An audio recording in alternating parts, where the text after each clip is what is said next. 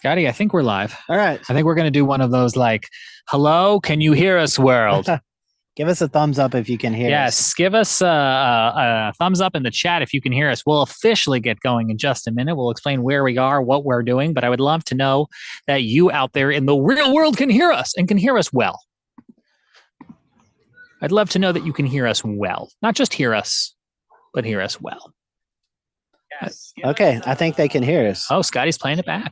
Yep, so it looks like we are live out here. We are in the Queen City, beautiful uptown Charlotte, just outside of uptown Charlotte in Freedom Park. And James, you described this as kind of like Charlotte's Central Park. Yes, and I'd like to welcome you to Charlotte's so-called Central Park for this very live edition of the Carolina Weather Group, where Scotty and I are hanging out together in the flesh. And I'm also going to be pushing buttons. So it's a kind of casual live hangout with weather on the horizon. So let's roll that open.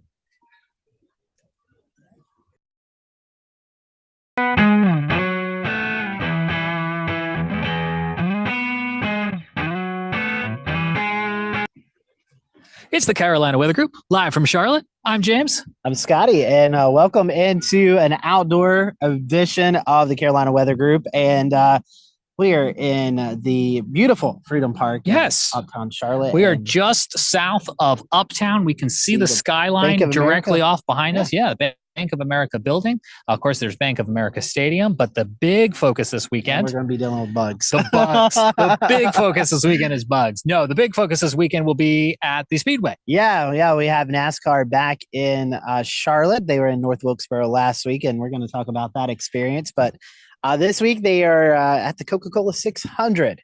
That's right. Charlotte Motor Speedway, the longest race on the NASCAR schedule, 600 miles, 400 laps. So a very enduring race for the drivers and the crews and the cars. And, you know, it's late May, so the heat and humidity will also play some factor. You'll see that play out tonight, right here on this show. We are both sweating already. Yes. Also coming up on this week's edition of the Carolina Weather Group, we're going to talk about NOAA's hurricane outlook. It is out today, and it is a doozy, Scotty. Yeah, you know, we've been advertising a lot lately. It looks like all the ingredients are coming together for a pretty busy tropical season, and we've already had Colorado State's prediction out, North Carolina State, and now NOAA's coming out with theirs. And I'll say this, all the major outlets that produce these are all kind of in the same boat, and it's saying it's going to be a busy season. There's consistency there. Where we want to start this week is with the weather right now, right here, 82 degrees I have in Charlotte. Let's see. But it feels a lot muggier. The heat, the humidity is back. I'm going to walk over here because I want to pop up real-time radar right now here for the greater Charlotte area, because we do have at least one severe thunderstorm warning that is back over portions of Cabarrus County. It kind of works out well, Scotty, that I think we're not at the track right now because we'd be dodging lightning bolts. But you can see as we come back out live to our camera here in Freedom Park, you can actually see the top of that severe thunderstorm warning. So meteorologist Scotty Powell, walk us through what we are seeing here on the horizon. So this is our cumulonimbus cloud for those who love to watch clouds. These are those big puffy clouds that we see a lot in the summertime, and it is continuing to build, and you can really see the definition in it. And James, when we see that kind of that high res look where you can really see the clouds starting to grow, that means that storm is continuing to strengthen and become strong. And I've been watching on radar. It's kind of back building into the Charlotte area along Interstate 85. Just a little bit ago, we had a pilot's cap on top of those storms, and that's also an indication that you could see a pretty strong to severe storm. In fact, if you go to our Twitter pages or X pages, that I think that's what they're calling. That's what they're calling it these days.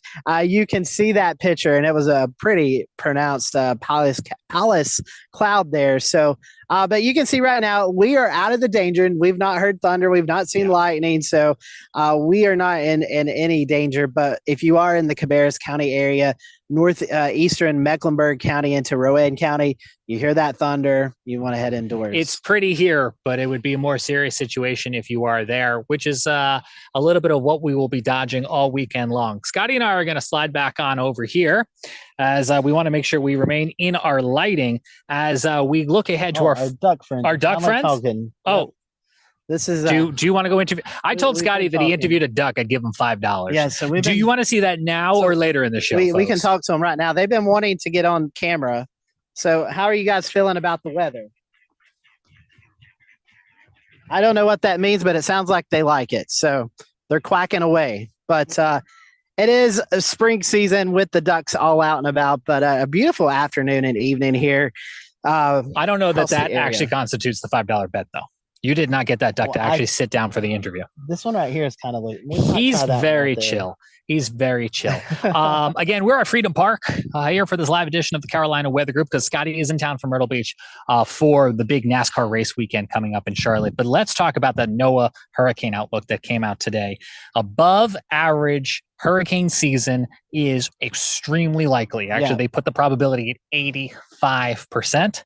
And out of all of the outlooks that they've ever issued before the official start of the hurricane season, this was the most storms that they have ever called for in one of those outlooks. Yeah, and forgive me because I can't remember. I got it right here. Okay, I was going to say I can't remember the numbers right off the top of my head, but it's 17 to 25 named storms. It's 8 to 13 hurricanes, of which 4 to 7 would become a major hurricane. I mean, those are some pretty hefty numbers. And again, Scotty, I think they really grabbed my attention when they said out of all of their May outlooks, this is the most number of storms in any of those categories they've ever called for. Well, Shay, we like to refer him as our tropical resident meteorologist. And he always talks about that MDR or that main development region where those tropical storms and systems really start to fire. And today it is showing heat, the water, sea surface temperatures are already of what it would be during peak hurricane season. And we're May 23rd right now. So, not to alarm anyone, and those temperatures may not warm up much from now, but they have that potential to do that. So we're really seeing those warm ocean conditions out there with La Nina. We're going to have less wind shear, so that allows those hurricanes and tropical storms to really vertically grow, and it doesn't tear them apart with our wind shear out there. So there's a lot of potential out there for a tropical event. But remember, it only takes one storm. Right. I mean, we could call for all this numbers out there, but it only takes one storm to the duck just flew in behind us. It only takes, you are cleared to land. It only takes one storm to be your hurricane for the year. So I mean, 2005 is the season on record for the highest ACE, or essentially the strongest storms on record. Yep. And there were lots of really impressive storms in 2005. But to prove your point about one storm, the one storm everyone remembers from 2005 is, of course, Katrina. Yep. We have the numbers on the screen right now that Scotty was just referencing about sea surface temperatures. And I know there's no numbers on the screen right now. Just know the darker red, orange colors, the purples, those are hot. Yeah, absolutely. And again, to put this in context for you, the globe, the weather, the climate, it's cyclical, right? So what we mean by that, in the winter, the ocean here in the Atlantic basin is supposed to cool down compared to where it is at the peak of hurricane season, that peak being in August, in September. The hurricane season doesn't start for a week. June 1st is the start of the hurricane season. But right now, on May the 23rd, the numbers are the equivalent or are averaging where they should be for August 10th. Yeah. That's how far ahead we are. I can't imagine where those numbers will actually be come August 10th. That's right. And something that we do at WBTW is we track the ocean temperatures along the Grand Strand. And just over the last week and a half, those ocean temperatures have rose 5 degrees. And that water is measured 150 feet underwater. So, those warming waters are only a bad sign for what could happen. And it's just you need to just make those preparations. We talk about it every year. Have that hurricane kit. We may get hurricane conditions along Myrtle Beach, and then here in Charlotte, you may not see the wind, but you definitely see the rain, the tornado potential. I mean, it's very connected all throughout the Carolinas. National Weather Service Director Ken Graham was at today's announcement, and he talked about exactly what you just taled about. The average lead time that a community gets before a landfalling major hurricane is only 50 hours. That is 2 days to either get your supplies and hunker down or to get out. Yep. And he was also talking about, yes, there are a lot of aspects of a hurricane that can be devastating, but it is the water that is the number one killer during a hurricane. Turn around, don't drown, or just evacuate if you're in one of those flood-prone areas. It's the storm surge at the coast, and then you get the rain inland and even some at the coast with the flooding. And water is powerful. You know, the saying is you hide from the wind, but you run from the water. And that's just the most important thing. And you all know, if you've lived here in the Carolinas enough, we see flash flooding a lot here, and it can be very devastating at times. So it's something you don't want to mess with. Absolutely. So again, to recap, National Weather Service now joining, as you mentioned, Colorado State University, North Carolina State University in forecasting an above average hurricane season. But I gotta say, I just don't even think that phrase above average does it justice. The values and the numbers that we are seeing is going to be an extremely active tropical season. Yeah, it is. And speaking of that, there's a area of interest out there right now that's just a 10% chance. And honestly, looking at all the models and stuff, it doesn't look like anything's going to become of this, but just kind of also is just another little reminder that, hey, tropical season starts next week.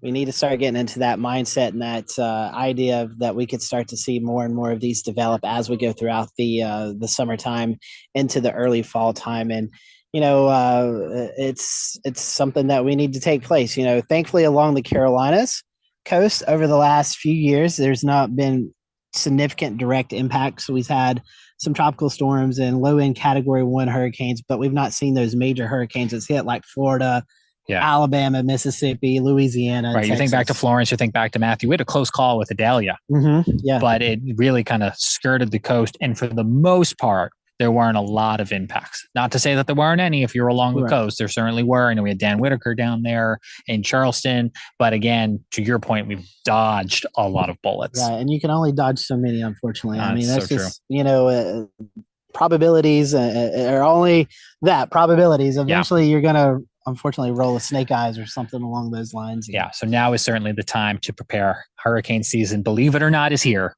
I can't even believe it's May, never mind, almost June. I keep writing April down on things.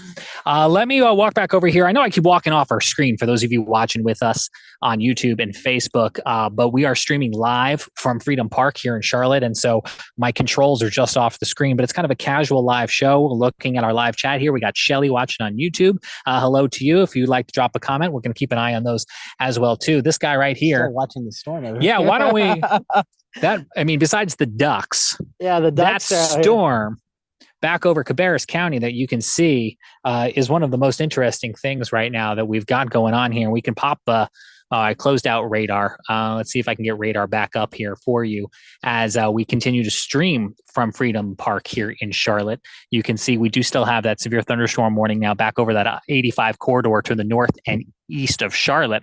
Other storms out there too. More severe storms coming in from Tennessee tonight, and other really strong thunderstorms popping up right now north of Charlotte along the I-40 corridor. So don't be too surprised if you get a rumble of thunder during the overnight hours. And Scotty, you guys were no stranger to one of those discrete, isolated, but impactful cells this past weekend during the All-Star Race weekend at North Wilkesboro Speedway, where I guess we should mention for anybody who hasn't been with us the last year when we were live from Charlotte Motor Speedway for both the Coca-Cola 600 and also the Roval race, you're the on-site meteorologist. So if you're at one of these Speedway events and they clear the stands for lightning, don't blame me. It's this guy's fault. So walk us through last weekend. I got some of your video. Yeah. So, last weekend was just kind of a stormy weekend, unsettled weekend altogether, but we were able to get most of the races in. But Saturday was that day where we anticipated to see some storms move into the area, but I don't think anyone really anticipated what those storms would entail. We saw over 5 inches of rain in a 90-minute time span. And so if you get 5 inches of rain over an area, no matter if it's a country or a downtown city or a racetrack, you're going to see flooding. And You were probably seeing that in the video there of the heavy rain and the flooding that took place. And North Wilkesboro is uniquely designed that the front stretch is actually a downhill grade. I've never been. So the heavy rain and all that kind of funnels downhill, and there's only a couple of drains there, and it just can't handle 5 inches of rain in that short amount of time. Look at these people swimming. Yeah, they're swimming in it, and someone's doing belly flops and flips and all that. There were tires floating in the water. In fact, some of that water actually even got into some of the team haulers. So pretty crazy rainfall event. And then we actually had some strong damaging winds as well. Radar showed some rotation within that cell, and actually was working alongside the Wilkes County emergency manager during this. Okay, that's good. And so we both Sunday morning, I was like, yeah, we saw the damage out there. And so Wilkes County was able to take up their drone and take some pictures and submitted that into the weather service in Blacksburg. And they ruled that as damaging straight line winds, kind of like a microburst, that we're accustomed to seeing of like 60, 70 mile per hour winds. Rock Hill, South Carolina, not too long ago. Yeah. So it was a very stormy Saturday across the area. We lost power. We lost communications. I mean, we lost a little bit of everything. So could we have raced Saturday night? Yes, but everything needed to be cleaned up and picked up and wrung out. Yeah, power needed to be restored. There was a lot of power outages. It's an old facility. Yeah, it is. It's not like Charlotte or Atlanta or any of the bigger tracks. It's a facility that's kind of set in the weeds for 20 some years and is just now being revitalized, and they've done a great job on it, but still just the communications aspect and being in rural Wilkes County, we know at times, even in your suburbs, you can lose cell phone signal and all that. So it was just kind of everything just came together at the unfortunate time and caused all that chaos. But talk to me about, is it drivers who are swimming? There was a few team members, but I do believe there was one driver in there. I saw a video, not what I took here, but of other videos of a driver at least walking through water that was up between their knee and their waist. So very, very wet. It's a memorable visual. Yeah. But also I was immediately thinking of what we constantly tell people during floodwater. Don't get in it. That's right. Because you don't know what's in there. You have no idea. Could be wires, an electric current, snakes. Suddenly oil and gasoline doesn't seem that bad compared to snakes. Thanks for putting that. That's my biggest fear. It's like the snake's just like swimming up right beside you there in one of those. But yeah, we always tell people don't mess with that floodwater because you just don't know what's inside of it. And then if you was to have like a minor cut or anything like that, you get in that water that has all those contaminants in it. You don't know what it could do. It could cause some infections and things like that. So thankfully that is behind us, and Sunday turned out to be a beautiful sunny day, 77 degrees, and all was well. That sounds very comfortable. Yeah. No humidity. Not like this week. Not like this week where the humidity is back. Like we needed to go outside in order to tell you that. Yeah. Let's look ahead now. The Coca-Cola 600 on Sunday, Charlotte Motor Speedway. That is, of course, the Cup Series, but events kick off tomorrow. Mm-hmm. What are you forecasting? Yeah, so the Craftsman Truck Series and qualifying and practice sessions start tomorrow. And you're going to be like, well, that's not a forecast, but it's summertime in the Carolinas. Right. You always have to account for that pop-up shower thunderstorm with the heat and humidity. Just like the storm over Cabarrus County right now, we're about, 10 miles away, 12 miles away? Oh, if at least. And it's perfectly fine here. So you get those storms that pop up in one location and other locations remain dry. So we're just hoping that we can dodge those showers and storms through Friday. Saturday actually looks to be a really nice day. Hot. It's going to be close to 90, if not into the low 90s. So if you are heading out to the Saturday race, you definitely want to stay hydrated. You want to put that sunscreen on. You want to take the light clothes. Take those frequent breaks. Not the jeans and long sleeves I'm wearing right now. Take those frequent breaks outside of the sun. Try to cool off as much as you can. Sunday, we'll introduce that shower and storm chance once again, but it's only about a 30 to 40% chance both on Friday and on Sunday. So it's not like we're watching a cold front that's coming in, just kind of a wall of rain that's going to wash things out. You guys have had washouts in recent years. In fact, last year was a washout for the 600. So it doesn't look like we're going to have that situation. This year, it looks like we're just going to have those intermittent showers and storms. And one thing that we faced last week in North Wilkesboro that we could face this weekend, we could actually got the truck race in before the rain came, because we had lightning within the 8-mile radius.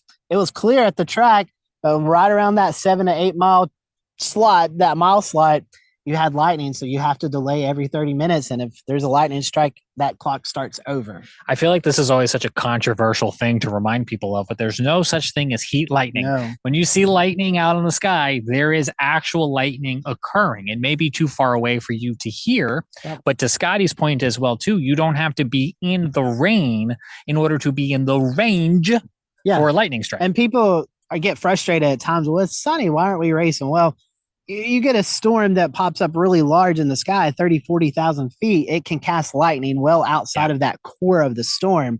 So that is what we call bolts out of the blue. Maybe people have heard that, or we call it positive lightning strikes, where they strike well outside of the storm's core. Wow. And those are most likely the dangerous ones too, because nobody expects it. Yeah, those really are the ones that do feel like, as you said, they come out of the blue. Well, I'm going to turn our camera around again as we're continuing to watch this severe thunderstorm on our horizon here from Charlotte, but it is over portions of Cabarrus County. And you can actually see, Scotty, to that point, I've been watching as you've been talking, the anvil kind of leading out here to our right side of the screen, or maybe it's mirrored, and if it is, I apologize. But that would, help promote those strikes out of the blue, because the storm is going to have such a wide-reaching area that we're watching. Again, that 8 to 10 mile radius. If this storm was closer to Charlotte, we wouldn't be standing here. Right. And I'm looking on radar, and it's actually showing a little bit of purple in there, so we could actually see some small hail within the core of that storm there. So pretty strong storms out there, and that's what we're going to expect this weekend. Scattered pop-up showers and thunderstorms. Hopefully we'll stay below severe criteria, but thing is some people stay dry, some people will that's severe criteria. Let's remind you what that is. So when you see a severe thunderstorm warning issued by the National Weather Service, that storm has one of three things with it. It's either going to be hail the size of 1 inch, or about the size of a quarter coin, or 60 mile per hour winds or greater. They may also issue if it has a tornado, but of course, if it has a tornado, it's probably going to become a tornado warning. They don't issue it for lightning. That is exactly correct. So don't wait for a severe thunderstorm warning before seeking shelter, because there are components of these thunderstorms that won't trigger your NOAA weather radio or won't trigger the weather alerts on your app, such as lightning, that could still be very impactful. And the environment that we have, very moist environment. So you could see those downburst winds with any of these storms that could cause some localized trees to come down and things like that. So take it serious. You definitely don't want to be caught out in one of those storms this weekend. And, it is a busy weekend, not only for here, the Charlotte area, but for the mountains and the beach with Memorial Day, kind of the unofficial kickoff to summer. It is. So, a lot of people are going to have a lot of outdoor activities, and from the mountains to the beach, we all have that same forecast. I was thinking about it. People are going to go to the beach thinking, like, wow, these waters are so warm. They might find that enjoyable if you're like me and you like the bathtub. Yeah. But again, that brings us back to, why are they so warm? Yep. They should not be so warm. But that changing climate, the approaching La Nina, and the fact that our oceans have just been holding on to so much heat, it really does worry me. It's like the energy. It's the gas for the hurricane to go, basically. Yeah. I mean, if you think about it. The tank is full. Yeah, if you think about it, your car or your belly that's growling, maybe you need that energy to keep on going, and that's what these hurricanes need. So that warm water is the source for that. So we'll just have to continue to watch the tropical season unfold, and definitely keep you up to date with what's going to be happening out there. And hopefully, when we end this in November, we'll say, whew, we dodged a bullet. I hope that is certainly the case. If you're heading out to Charlotte Motor Speedway this weekend, give this guy a follow on the platform lovingly still firmly referred to as Twitter, because you get the inside scoop on maybe what's going on. Yep. We'll have graphics. We'll have radar screenshots during the race. You tune in, you'll be able to maybe get a leg up on the person sitting beside you because you followed Twitter and seen, there's a storm moving in. I need to go ahead and seek shelter. Get out of the grandstands before everybody else does, beat the rush. Find that pristine spot and do not give it up. Well, again, this is our live edition, our first ever live edition here from Freedom Park in Charlotte. We've done the show together now from Charlotte Motor Speedway. They had an event going on at the track, so we came here to the park instead, and I will say it has been a very lovely experience. Yeah. If you missed the top of our show, if you haven't been to Freedom Park, we are just south of Uptown Charlotte. Matter of fact, there is a greenway connecting us back into that midtown area that you could take. A few of the flood gauges too. Yes, we got flood gauges. As you ducks. might imagine, most of these creeks and waterways here in Charlotte are prone to flooding. Matter of fact, the flood gauges you saw on the Greenway, that is a classic place for flooding because it's actually designed to overflow. If you know where Atrium Health's Carolinas Medical Center Hospital is, that Greenway down there will flood during storm runoff because they'd rather flood the Greenway if it means they can keep the streets clear. Yep. Yeah, most definitely. And hopefully, I don't think we'll have an issue in October. So when we get back together, we'll be back on Speedway property. So that would be. And I'm glad we're not there because even if there wasn't an event going on, we wouldn't have been able to be outside. It worked out. It worked out. Just to paint a picture, if you're listening on our audio podcast tonight, we've got ducks flying around here at the pond at Freedom Park. We've got fountains going in case you're able to hear those in the background. But I think most importantly, it is the very relaxed atmosphere. People sitting out on blankets, people going for walks, people with books. And Scotty and I did our best to find a spot that was both beautiful to look at and away from anybody else who was trying to have a nice quiet evening. And I mean, just people out here enjoying the weather. I mean, you got people out here walking dogs. We've seen numerous walking groups, people skateboarding and biking, and it's just a beautiful afternoon and evening to do that. You're going to go interview that duck, aren't you? I want to. Show of hands in the comments. Who wants to see Scotty interview a duck? Let's see if we can get him to no talk. Harassing the wildlife, we're gonna, Scotty. We're going to try one more time. You have to sneak up on him. Okay, you could just extend your arm out. I don't want to get in trouble for harassing the wildlife. Do you have any words to say? Ask him who's going to win the race this weekend. Any comment? No? Do you have any comment? They're running away from me. Yeah, well, I don't think they like me. That happens, I suppose. Oh, well. It's good to see you. Yeah, good seeing you. I'm glad that we got to be able to get together and do this. And we want to thank everyone who's watching us. And it's a little bit of a different format for us. We're coming to you at best in standard definition. Yeah, and I know we're trying to put a few more on-site things together. So hopefully this won't be the last one for the summer. Yeah. Well, I got to walk back over there to hit stop. All right. Well, let's close it out here. All right. We're going to roll the credits. Thanks for joining us. And a special thanks to all our Patreon members who help keep the lights on here at the Carolina Weather Group, including all the lights that have been helping to illuminate us here tonight on this live edition of the Carolina Weather Group. So on behalf of Scotty Powell, I'm James Brierton. We will see you back here again real soon. Wave goodbye, Scotty.